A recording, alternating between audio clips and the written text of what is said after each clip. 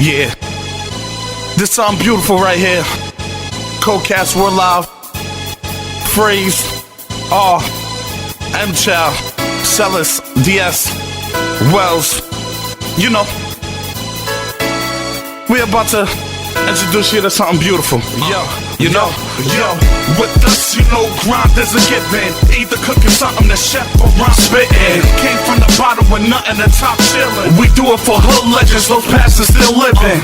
With us, you know, grind is a given. Either cooking something to chef or I'm spitting. Came from the bottom with nothing to top chillin'. We do it for hood legends, those past is still living. Listen, I'm trying to be well known. Once again, grind is a given. All Shades Phrase featuring R. Brentwood RP. Let's go! This show was brought to you by Active Chiropractic Care, located in Comac, New York, and Aligned Posture leads for success to foster.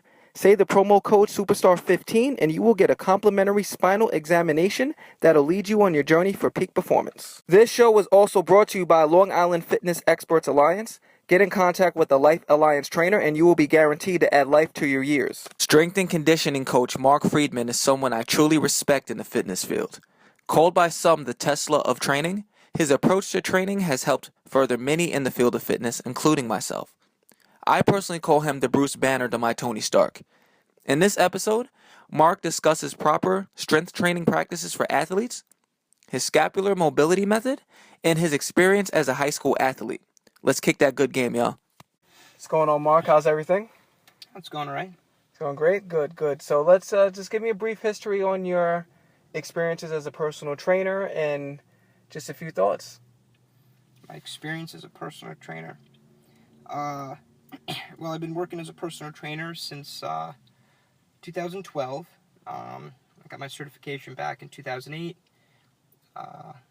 And I worked at the gym at school at the University of Miami, but I was working more as just a person in the gym helping people out rather than a full-on trainer. Nice. But I started working as a full-time trainer in 2012, and I've been doing that for the last few years. Yeah, that's basically that. Okay, so now let me ask you something. Your experience at the University of Miami, Division I powerhouse. What were your thoughts on, the strength and conditioning side? And I know we speak about fitness all the time, and these are things that, just give your honest feedback.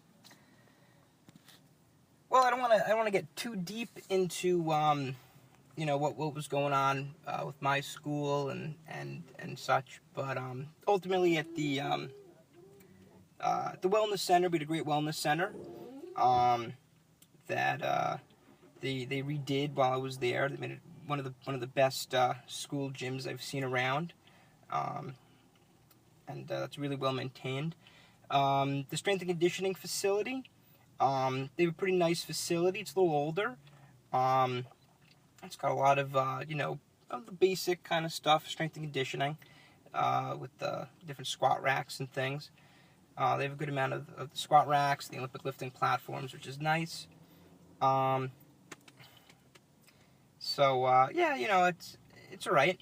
I personally would, it's my alma mater. I would love to, my dream job is to go back and work with the strength and conditioning staff over there and try to help improve, some of the teams, help with their improvement of their athletic abilities as well as minimize their risk of injury, which is, injury rates are pretty high among most college and professional athletes these days, and I think it's a lot of the top guys out there feel it may be due to an imbalance in the training program. There's a lot of focus in a lot of collegiate and professional teams to work on strength and power, which is crucial.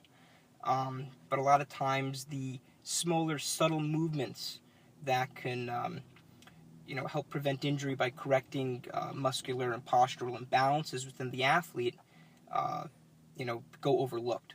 So that's something I'd love to integrate in, and I integrate that in with my clients that I train. Okay, great. And also, too, your personal experience with training. Now, you were an athlete in college. In high school. In high school, okay. And just tell us about your experience with that. Well, as an athlete, I was a track runner. I did track and field. My main event was the pole vault. I love pole vaulting. For a while, track and pole vault really became a big part of my life, where everything I did kind of revolved around that. And unfortunately, end of my sophomore year at the state qualifying competition, I ended up having a career-ending injury with the avulsion of my right ischial tuberosity and a tearing of my hamstring.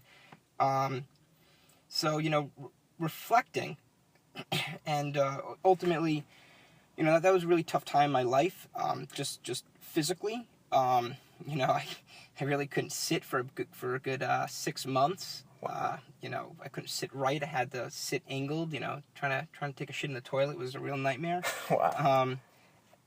And I was misdiagnosed multiple times by athletic trainers and doctors, and it wasn't until I think I went to the second or third doctor they finally figured out, to what extent the injury was. And at that point, they said, "You've already been injured for 8 months. To have a surgery at this point would be rather pointless. The recovery time would be equal to what you're gonna go through." Right.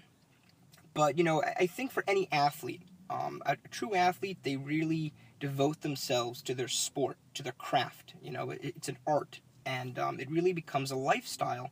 And to have that lost from an injury is not only physically really degrading. It's also mentally. I just remember my mental state. Wasn't. It threw you off your game. And I think I wasn't even. I wasn't a professional athlete. I was a high school athlete. And then you got these collegiate athletes who are looking to go pro, or these professional athletes that have these injuries, and their livelihoods at stake. And I think it's very unfortunate that injury rates are so high when many of these non-impact injuries are preventable, or at the very least, can be minimized in the extensiveness in which they occur. So, one of the reasons why I really got into this was because of my injury, into strength and conditioning. That was really what brought me into this world. It was after I got hurt, I became obsessed with my recovery, and I made it my lifetime, objective to learn how to recover from injury as well as prevent injury, so other athletes would not have to, go through what I endured. Wow. That's powerful, man. And now let me ask you something. Your thoughts on bodybuilding as a means, because I just know that talking to actually, it's interesting. I was talking to Dan. You're going to hear this episode as well, Dan's episode. And we're talking about how Michael Jordan, when he first started out with Tim Grover, his style of training was basically more of a bodybuilding split. And just the evolution of strength and conditioning, where it's gone. What are your thoughts on, traditional bodybuilding, and is there any ways you feel you can improve it, or any ways that, is it good the way it is? Just give me your thoughts. Bodybuilding as a discipline itself, I think is fascinating, and I think it's a great discipline.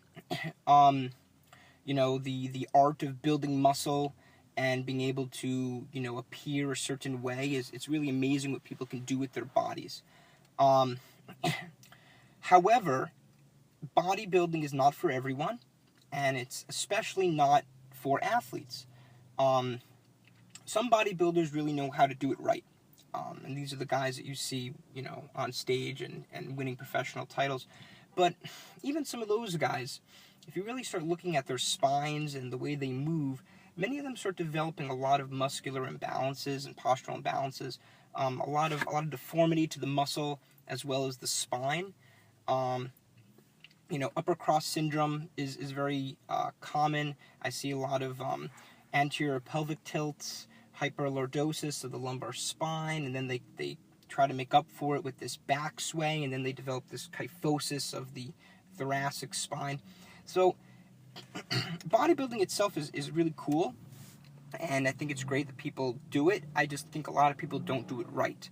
People don't lift and do the workouts that are right for them. They're watching, you have high school kids that are 16, 17 years old watching videos professional bodybuilders are putting out. And I think, these guys have been doing it. These guys are in their 30s and 40s. They've been doing this for a long time. A 16-year-old maybe shouldn't be doing what a 40-year-old individual is doing, who's been doing this for 20 plus years. Right. I think another issue is the rampant steroid use. I know here on Long Island, there have been some articles that have been written about the increasing use of steroids, not even for athletic purposes, which what it used to be, but just for kids trying to get big. And I think these individuals are throwing off their hormone levels very early in their life, and they're causing long-term issues. When I started working out back in I was 12 years old. A lot of the methods that I was learning to use were based on bodybuilding. It was Arnold Schwarzenegger that was one of the main guys that popularized bodybuilding in the United States. He was also one of the individuals that was consulted when creating some of the guidelines for schools and the President's Fitness Test and all those things. Fitness test, absolutely. That was during the Bush administration, I believe. I know they did some stuff, but I also know back to the time of Kennedy. Kennedy stuff was actually great. Kennedy had a system that was put into play at was it? I actually saw that video in California. Yeah, exactly. Kennedy was great, but he was focused more on a functional based thing, which is interesting because the whole flow of how trainings progress is very interesting. Thousands of years ago, training was about war. Back then it was, now we have bombs and tanks and all kinds of weapons. Back then it was, what was the strength of your army? What could your soldiers do? So training was very much based around war. And you look at societies, from India, Asia, Africa, Egypt, the Indonesian islands, the Sumatrans, they all had these amazing training methods, many of which we're now just rediscovering. They had a lot of methods based on plyometrics. Their whole, the ancient Romans and Greeks were very much based on calisthenics, climbing, a lot of full suspension training. The text, the Arte de Gymnastica, was one of the first written texts, I believe it was in Latin, on the methods that were utilized by the ancient Greeks and Romans. So back then, that stuff was based on war. Then, fast forward, for a while you have like the European strongmen that were, based on, strength and a functional output. And then that kind of worked its way into the U.S. And then you kind of got this weird divide where you had individuals that were based more, and this was all happening at the same time, that whole Muscle Beach era.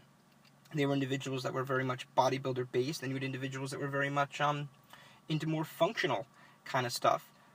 Jack LaLanne, he was into bodybuilding, but he was also, as we know him in his later years, got much more into the, he was very big into the aerobics and just a variety of cardiovascular health things and doing different feats with his body. Yeah. But there was a picture I saw of him, I believe it was 4 guys at Muscle Beach, Venice Beach, I believe.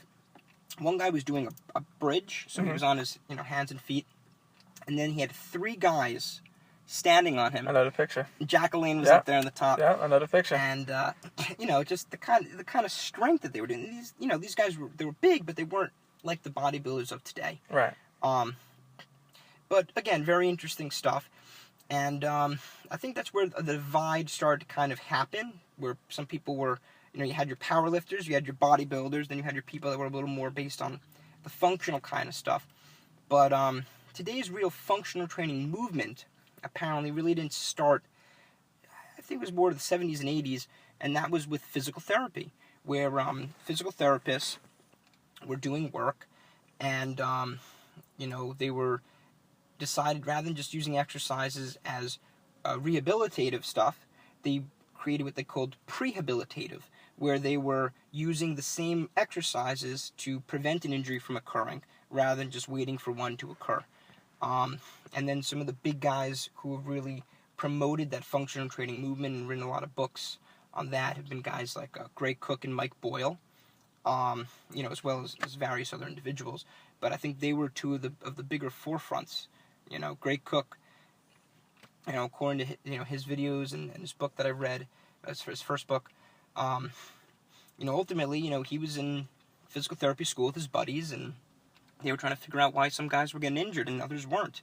And, that's when he developed at least the beginning thoughts of what he now calls it's called his functional movement system, but he has within that the functional movement screen, and that's a series of exercises or tested movements to kind of look at movement patterns and overall, strength and stability and mobility and some different, planes of movement and things.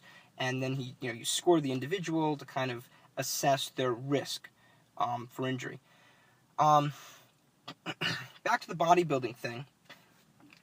Again, there's nothing wrong with it, and many times I feel that a balanced strength and conditioning program and a bodybuilding program have some overlap in terms of variety of movement.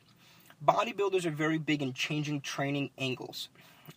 They do it for more hypertrophy, but I think for athletes, variation in training angles can minimize chance of injury and allow the athlete to move well and function well in a variety of movement planes and motor patterns. So that's something I actually think the two kind of converge on a little bit, while traditional strength conditioning and powerlifting is very much based around just the Olympic and power lifts, and their whole premise is, again, they're competing in those events, right. in those lifts, so they really focus primarily on those. They do have other stuff they do as well, but that's their primary focus. Right. They want to kind of minimize training angle and focus on what's going to help them with their scoring. Right. I know when I started training, my methodology was more based on bodybuilding because that's what's out there. Right. When you think about fitness, when people think of the epitome of fitness, they think of the bodybuilder. Right. Which, in my opinion, although I think bodybuilding's really cool and these guys really do amazing stuff with their bodies, it's not fitness. The one-word synonym to fitness is health. And the extremes to which these individuals go with their body, the steroids that are consumed, the supplements, the dieting, a lot of these things, they can cause impotence. They can cause some of the hormones and things they take and accelerate cancers in the body. Ultimately, it's not healthy. Even the tanning. Yeah, the tanning, all that stuff. The whole lifestyle, right, unfortunately, is not healthy. So, although society sees them as the epitome of fitness, and I think it's amazing what they do, I have a lot of respect for these guys, I don't think they should be considered, the epitome of fitness. What I'd actually like to do is I have an idea for a program that I would call functional bodybuilding, where we have a lot of individuals that are doing bodybuilding, that's great, but I'd like to factor an element of functional training and corrective exercise within this program. So these individuals are developing the muscle mass they want, but they're also remaining functional, and they're maintaining joint and connective tissue health. I think that would be a really cool thing to see people in the gym doing. Nice, I love it, man. And what are your ideas on strength? Is strength crucial for any training program? I believe strength is crucial for any form of training, but the type of strength and the way that the strength is developed is going to vary from population to population and purpose to purpose. There's a lot of different definitions of strength. The most basic, fundamental definition of strength is how much force can a muscle generate.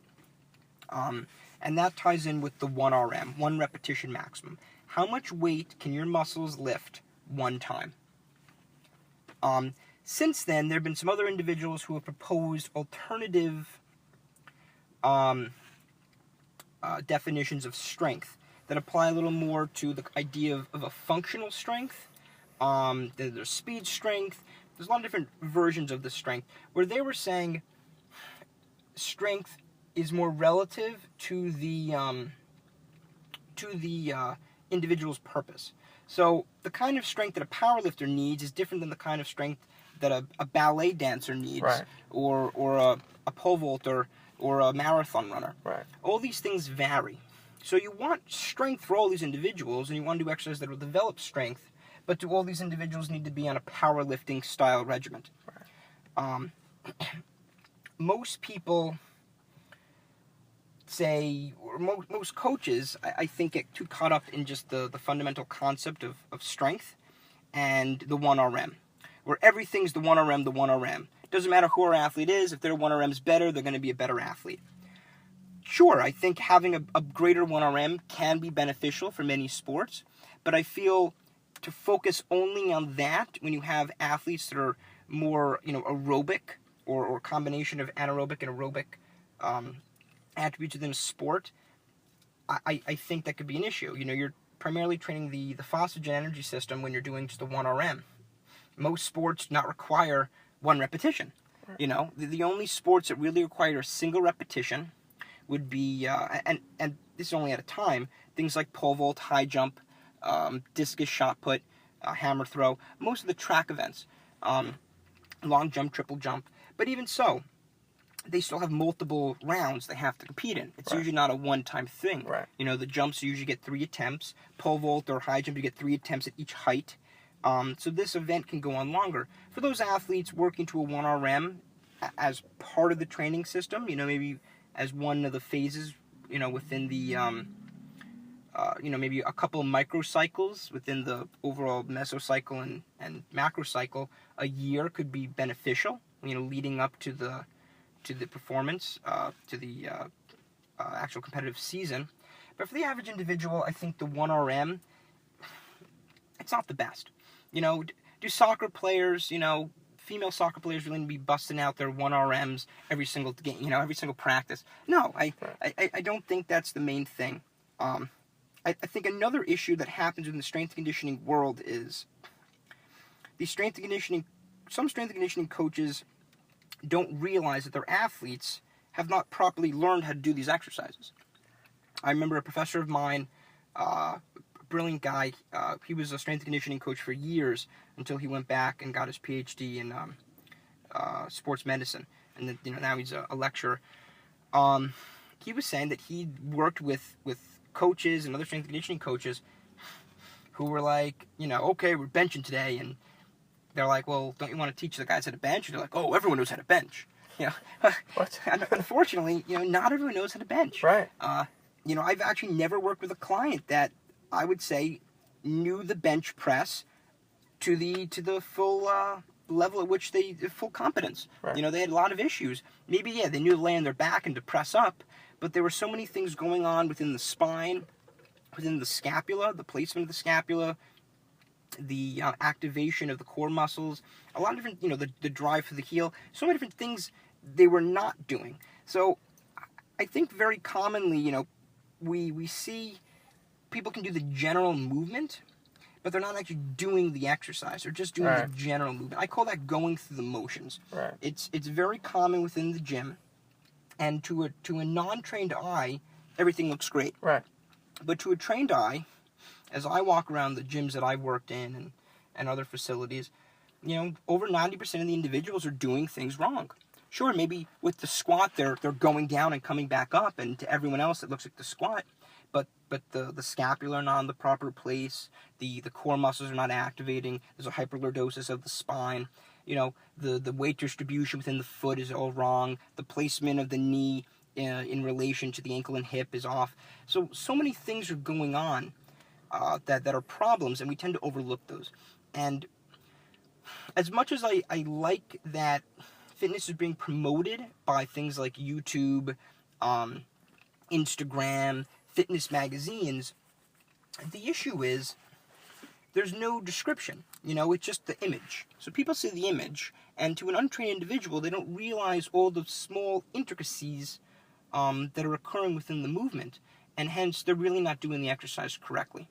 So, using, these sources to get ideas for exercises is great, but you really should have some kind of formal training or really read a lengthy description on the biomechanics of something like a squat, which seems so simple, but to really execute properly in a way that's both safe and beneficial, it really can take a long time to learn. Right. I think of it like this.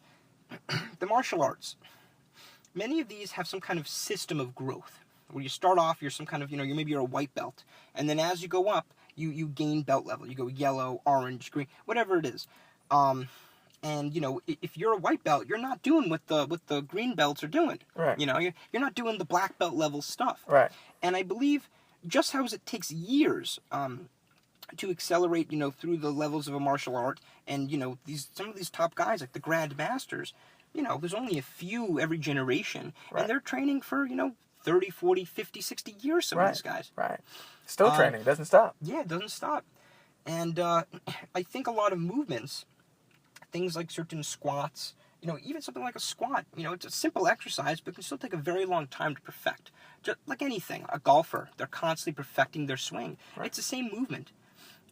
You know, the drive is a drive, but, you know, there's different intricacies in which they need to vary and they need to perfect, and they're constantly striving to perfect that. Right. So I think individuals that are doing exercises like squats, deadlifts, especially the Olympic lifts, you know, when you're getting into the jerk, the clean, the snatch, all these exercises, there's such a high level of intricacy that needs to be understood and done properly.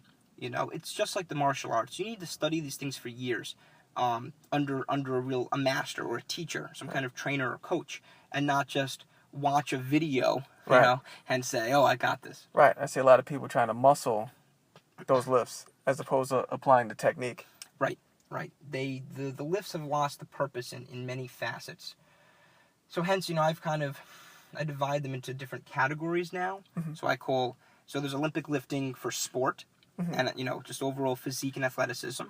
And then you have Olympic lifting for competition, which is just based on your 1RM, you know, what you can put up in an Olympic lifting, you know, competition. And then you have what I call the CrossFit Olympic lifts, where they've kind of varied the Olympic lifts to their own, they varied the technique and made it more into an exercise that's done for high repetition and for speed rather than explosive power. Right. You know, the athletic Olympic lifts, you can do high repetition, but you should really, you know, focus on resetting between each one. It's not a race. Right. You're not trying to get through it as fast as you can, but each individual repetition is supposed to be as explosive as possible to train that explosiveness of the, you know, neuromuscular system. Whereas the CrossFit style, the way their competition works, it's how much can you do, you know, in the shortest amount of time. For them, you know, they're not going to try to, doing explosive stuff, really explosive, can actually fatigue you quicker. So they kind of they pull back a little bit on the explosiveness in order to increase the duration in which they can, you know, continue the exercise. Right. And again, they have some variations. If you watch their overhead presses and jerks, they adjust the position of the elbow to minimize the amount of time it takes to reset between repetition. Which, you know, is it as good for the body? Is it as beneficial for the body? No. Does it lead to more potential risks of injury? Yes. But, you know, with any sport in competition, you know, whether it be powerlifting or football, you know, sometimes things get sacrificed in order for individuals to, you know, get the scores they want to get. Right. I love it, man. And I wanted to ask you, in terms of training like others, where can people reach you? What's the best way? Yes. We're not done, by the way. I'm just getting this out the way just so we can. I guess they could. Email. I was working on setting up a website, but I haven't officially done that yet. They could email me, I guess, at mfriedman13 at gmail.com. So if they have any inquiries, they could reach me at that. I'm working on some articles, and I'm also working on a fitness-based book that I think could be beneficial.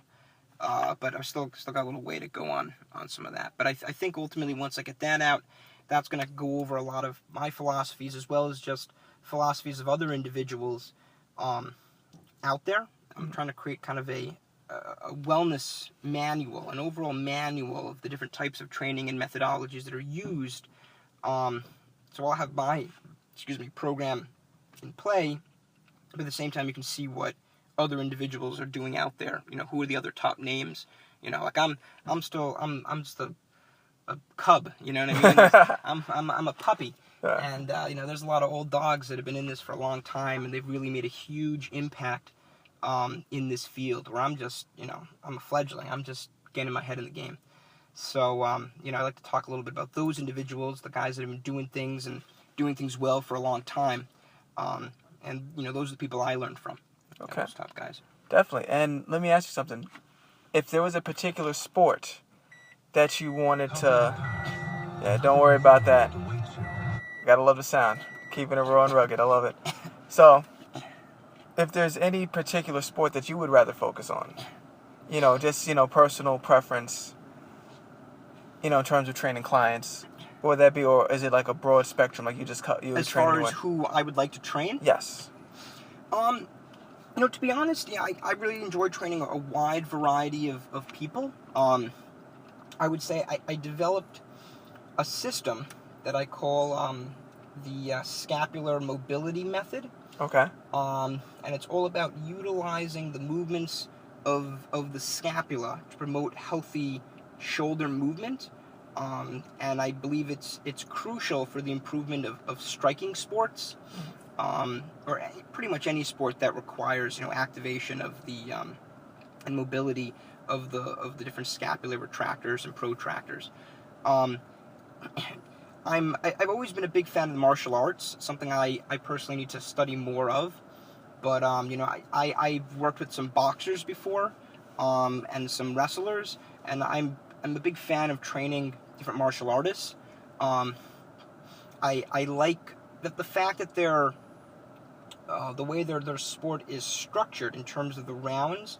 I like being able to train and do the conditioning for those different round-based things. Mm-hmm. So I think that's a lot of fun. There's a lot of cool things you can do in your maximal conditioning methods. You also have your supra and submaximal methodologies. But I think as far as maximal, you can really do a lot of cool stuff because you have a really set time frame.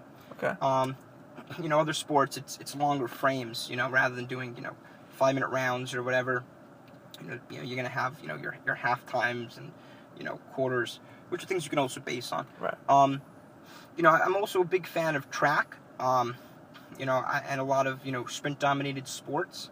I was a track athlete, so I love the chance to work with aspiring track athletes, pole vaulters. I get that's a lot of fun for me, and that's something I have a lot of experience in. And also, a variety of sprint dominated sports. I think soccer is a really cool sport. I think there's a lot of cool conditioning stuff that happens with that. Basketball, and unfortunately, soccer and basketball, as well as baseball. Baseball, I've actually worked with a lot of baseball players as well. It's not as exciting, baseball, I feel, in the training. It's a lot more injury prevention based stuff. Right. You got a lot of, I've worked with several, pitchers, high school pitchers that, came to me and, they couldn't pitch. They had pain in the shoulder. The doctors, they thought maybe it was tendinitis. They really weren't sure. And, within a few weeks, this one client came back to me and he's like, Mark, I've never felt better. He goes, my shoulders are feeling so good. He goes, I'm so excited. I was afraid to pitch, and now I'm excited. He goes, I cannot wait for the competitive season. Nice. And then from there, we continued to, do stuff to improve. Unfortunately, though, I felt like he came just because his shoulder was hurting. Huh. So I got him past the pain, but I didn't get him to the level I wanted to, because then he didn't, when they're young, they're high school, the parents are funding most of this. Right. The dad's like, well, I just want him feeling better. Right. So, unfortunately, I didn't get to get him to the level that I'd wanted to. Working with him a couple years, I really could have, I think, got him to a highly competitive level, with that. But, he was feeling great, and I was really happy to see that his shoulder was feeling good. A lot of these athletes today, our society is becoming so polarized where, back in the day, some of these old school baseball players, some of these guys, they grew up on farms. Yeah. And they used to talk about, that farm strength. Yeah. These guys they were working on a farm, and they developed a lot of strength just by doing basic functional stuff all day long. They were constantly moving. They were maintaining their mobility. Right. We're born mobile. As children, we're mobile. Some are less mobile than others. I know I was always had short connective tissue in my hamstrings ever since as early I can remember was age of 4. But overall, I was more flexible then than I am now. Right. Well, actually, these past few years I've gotten a lot better. But prior to me focusing on corrective exercise, I was definitely way tighter. But a lot of times we lose our mobility. Our society's become something where, rather than kids playing outside, they're playing on iPads. And they're sitting around, they're not being mobile. And their mobility, they're also studying more. The mobility has gone way down. So now you have this world where athletes have to perform better and train harder. Right. But when they're not training, they're sitting around and doing less. Right. So you have these less athletic, less mobile individuals now with enhanced training methods and doing a lot more training, and they develop all kinds of...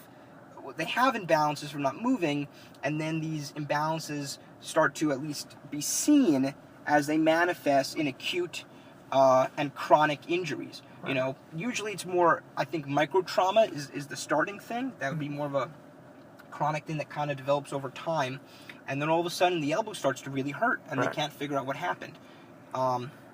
So, I'd really like to combat that with a lot of these young athletes today. It's really crazy.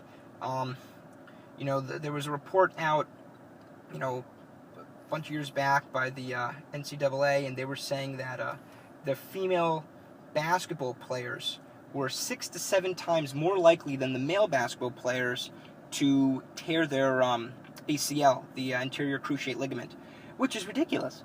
And then the question is it the training that the female basketball players are receiving? Are they not working with them enough or not showing the proper things?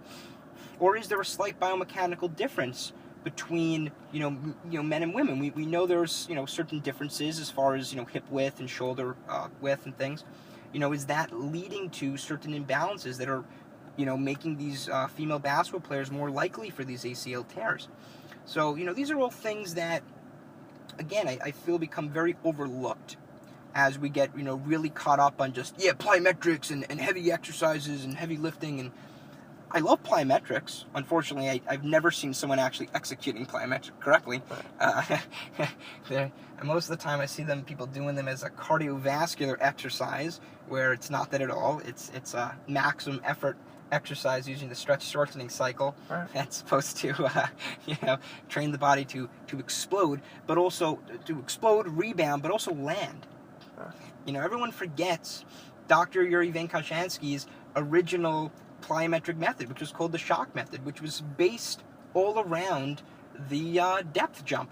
It was all about landing. It was supposed to be done barefoot, and it was about landing with a hard impact and conditioning the body to withstand that and improve bone density. And then once you mastered that, just the landing, then from there you practiced rebounding from that landing position. Right. Today everyone's just doing the box jump. That's what you see these days. Yeah. And to be honest, one that's a high-level plyometric exercise that should be done towards the end after several weeks of a substantial plyometric program. And prior to doing any plyometric program, you should be have a very good foundation in strength and conditioning, and also power-based movements. Maybe not Olympic lifts yet, because those are also extremely advanced, but just power-based movements, explosive on the concentric contraction of a variety of different exercises you can do, dumbbells and barbells, and work up to the box jump. Right. Only doing the box jump's an issue, because then you're not working on landing. That's like, I always say, that's like teaching a pilot how to take off in a plane, but not teaching him how to land. Right. So now you got these athletes that are more conditioned to jumping higher, but less conditioned to landing. And we wonder why some of these basketball players and volleyball players are having injuries. You don't get hurt when you take off. Very rarely. I got hurt when I took off in pole vault, but that's a very rare thing. Usually it's on the landing in which these injuries occur. And we're not strengthening the landing gear. I know I kind of diverted from the... No, it's 100% true. Because that's what you see a lot, especially basketball players, how many times who... And I've from experience, landing on guys' ankles. Landing on guys' feet, spraining the ankles. It's very common. You know, I also, to be honest, I think the basketball shoe in itself is a fallacy, or at least has led to more injuries because the high nature of the part of the shoe that covers the ankle causes an atrophy of the muscles that stabilize the ankle. Yeah. So I can understand wearing it, you know, in a gameplay to kind of minimize, but you shouldn't be training in those shoes because you're creating a weakened ankle. Right. It's like using wrist wraps or a belt when you're squatting. Right. You know, it's the same kind of thing. Those things really should only be used at your final set in you know, and your max, in your top strength phase. Right. When you're really doing heavy strength at the very end of your workout, you can use it for safety. But then the other question, you know, that kind of comes up, does an athlete really need to be lifting that heavy to be good at their sport to the point that they're risking injuring their spine? You know, now we're looking at, you know, pros and cons. You know, I always look at kind of like a risk reward kind of thing. Mm-hmm. You know, what are you getting out of the training? Right.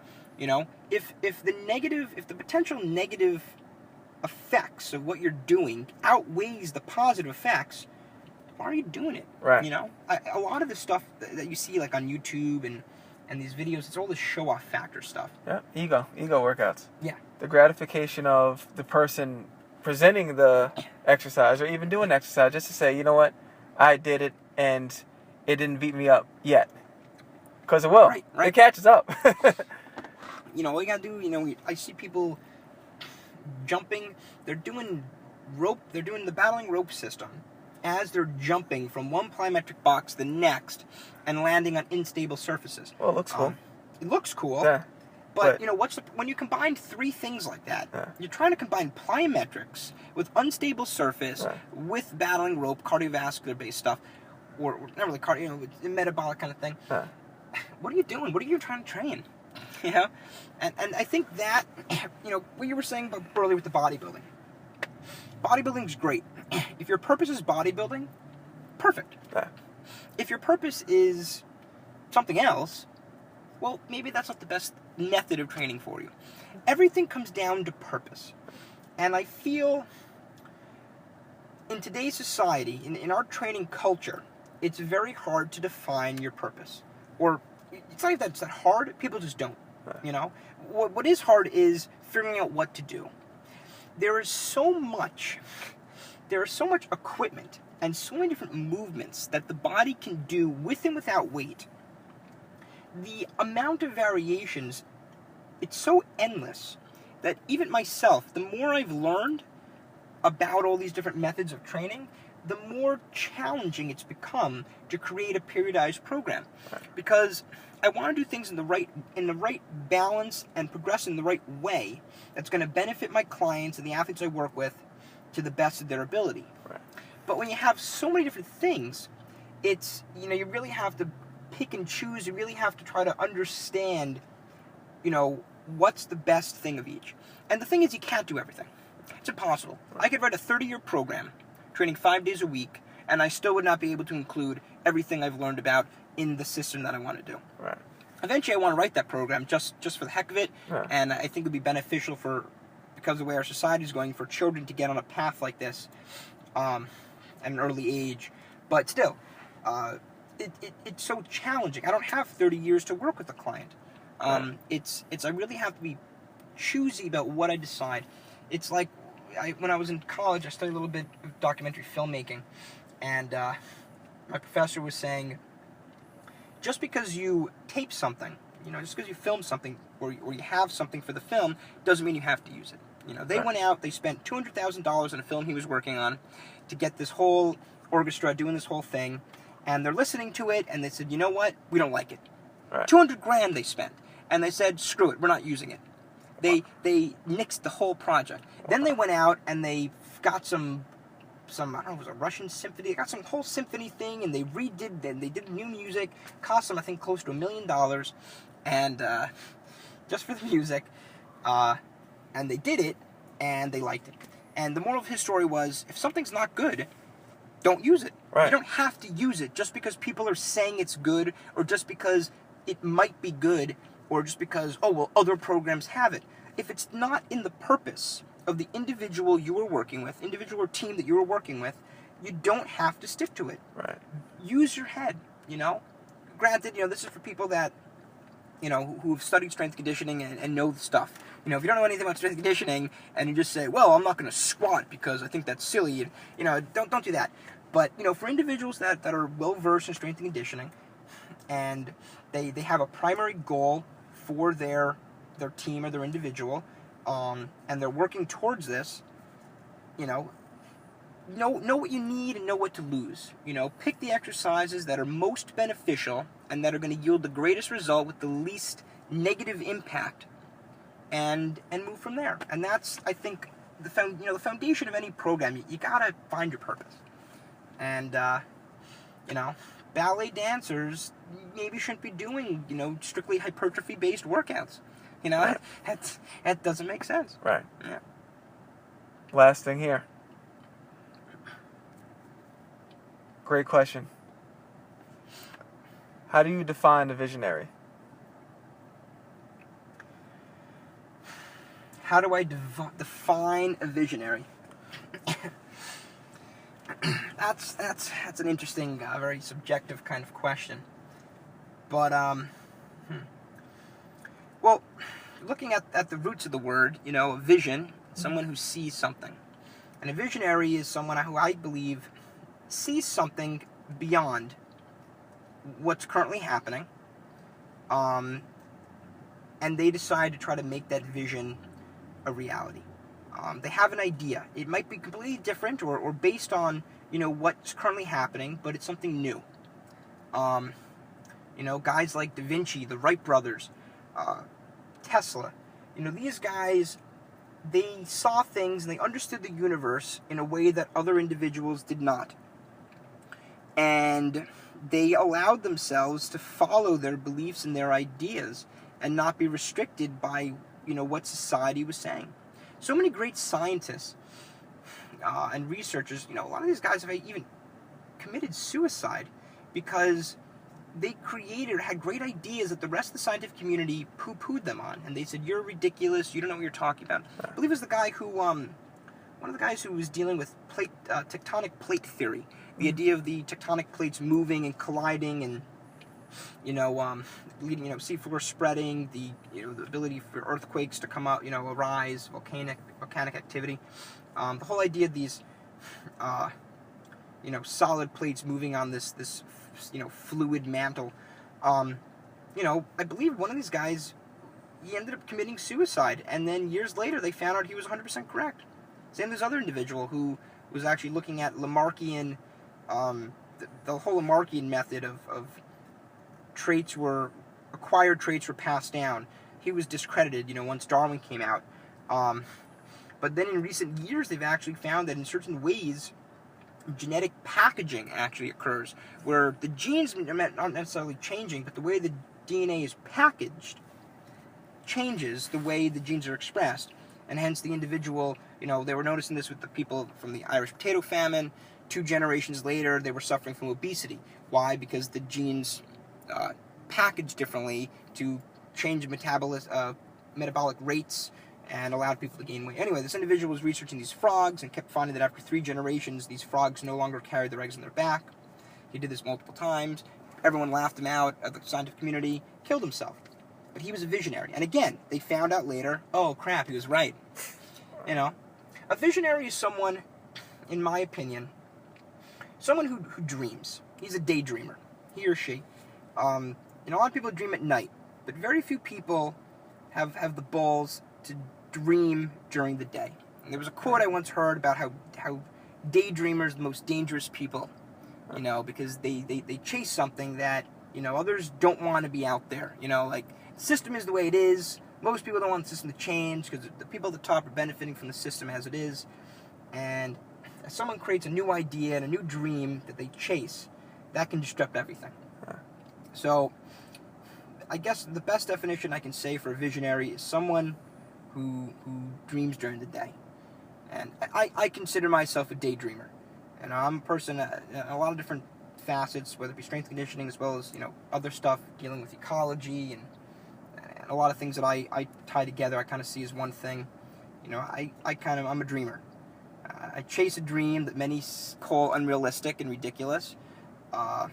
You know, but I believe that, you know, if you pursue a dream, if there's merit behind it, and there is knowledge, and there's other people, you know, the top guys are out there backing what is being said, it's just not yet the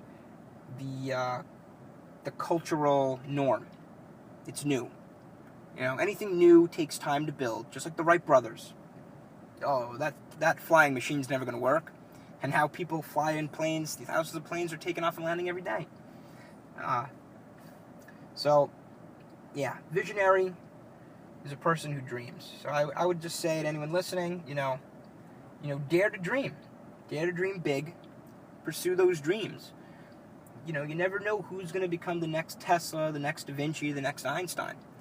But if you never dare to have a dream or an idea, well, it's definitely not going to happen. You know, you miss 100% of the shots you never take. So sometimes you got to take some shots, you got to put some ideas out there. You might get laughed at, you might get ridiculed. There might be people listening to this whole right now going, what is this guy talking about? This guy's out of his mind. And that's true, and that's okay. I respect that. But, you know, sometimes, you know, the big changes in this world have not been made by cultural things and social norms. It's been created by particular individuals who had an idea, who had a dream. And they put it out there, and eventually everyone was like, oh shit, this guy's right. And they all started to, you know, emulate, you know, what happened, you know all these guys. You know, the modern guys, you know, you have dudes like, what's his name, the Apple guy? Like, Steve Jobs. Steve Jobs, you know. Steve Jobs was a visionary. I hear he was a little bit of a harsh guy, but, you know, he was a visionary. He you know, I tend to think it ties in with on the personality spectrum of the 4s and 5s of the Riso-Hudson anagram. But, you know, ultimately, you know, these individuals, they see the world differently, and they produce something, and they chase what they see and what they dream. It's beautiful. Mark, again, where can they reach you? You can email me at mfriedman 13 at gmail.com. So if you have any questions about training methodologies or anything in philosophy, sciences, whatever you want to chat about, feel free to send me an email, and I'll do my best to get back to you as soon as possible. I'm a little slow with my emails. I kind of get lost in my own world sometimes, lost in my dreams, but but I'll do my best to answer any email inquiries. Great interview. Thank you again. Yeah, thank you, RJ.